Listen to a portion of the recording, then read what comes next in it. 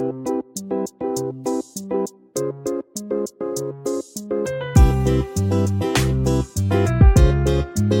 Kitchen मध्ये नमस्ते. घरामध्ये भाजी नसलेली आणि आहे ना शेवची भाजी बनवायची. तर इथे आहे ना गॅसवर कढई ठेवलेली आहे. 1 चमचा तेल गरम केलेला आहे. तेल गरम केला की इथे आहे ना 2 ते 3 कांदा घ्यायचा. कांदा छान असा गोल्डन कलरवर छान असा सोनेरी रंगावर आहे ना छान असा तेलावर परतून घ्यायचा.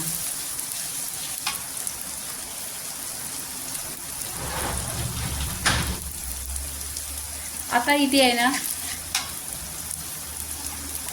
मी ते सगळा कांदा टाकलेला आहे आणि कांद्याला आहे ना छान असं फ्राय करून घ्यायचं.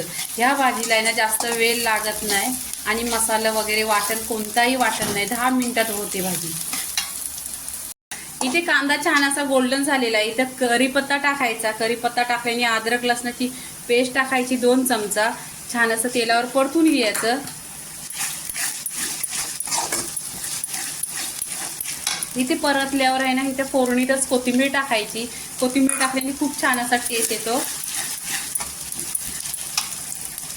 इथे सुके मसाले आहेत. आगरी मसाला 2 चमचा, हळदी पावडर अर्धी चमचा, धना पावडर अर्धी चमचा, गरम मसाला अर्धी चमचा आणि काश्मीरी लाल मिरची पावडर 1 चमचा, बडीशेप पावडर अर्धी चमचा. सगळे सुके मसाले इथे तेलावर परतून घ्यायचं. छान असा भाजीला आहे ना तरी पण येते आणि टेस्ट पण येतो. आता इथे मसाले आहे ना तेलावर परतलेले आहेत. आता इथे 4 टोमॅटो घेतलेले आहेत कट करून. इथे आहे ना चवीनुसार मीठ टाकायचं. छान असं तेलावर परतून घ्यायचे टोमॅटो.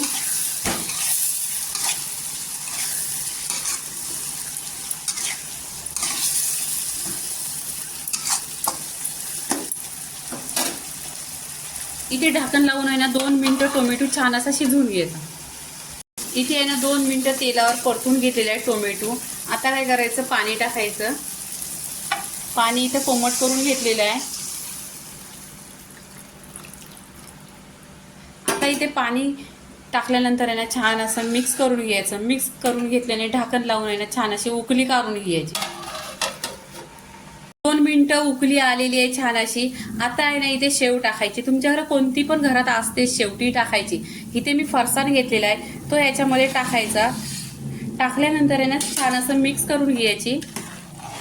इथे भाजी मिक्स केलेली आहे. आता काय करायचं ढाकण लावायचा. 1-2 मिनिटं छान अशी शिजवून घ्यायची. इथे 10 ते 15 मिनिटं झालेली आहेत. आता इथे गॅस बंद केलेला आहे.